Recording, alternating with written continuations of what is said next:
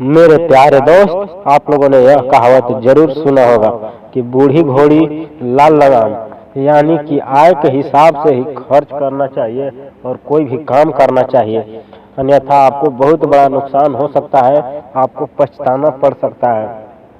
इस बात का हमेशा ध्यान रखते हुए और मनुष्य को सच्ची लगन और मेहनत के साथ अपने जीवन में खर्च सोच समझ कर करना चाहिए। ये नहीं कि आपका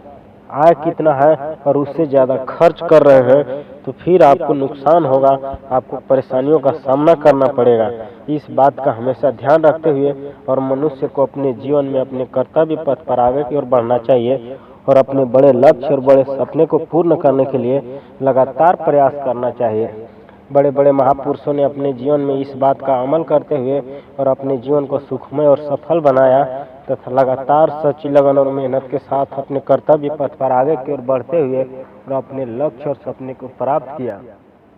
तो इस बात का हमेशा ध्यान रखना चाहिए कि आय के हिसाब से ही खर्च करना चाहिए और आय के हिसाब से ही कोई भी बड़ा काम करना चाहिए, अन्यथा आपके पास आय नहीं है और आप खर्च ज़्यादा कर रहे हैं तो उससे आपको नुकसान होगा, परेशानियों का सामना करना पड़ेगा और एक समय ऐसा आएगा कि आपके ऊपर मुसीबतों का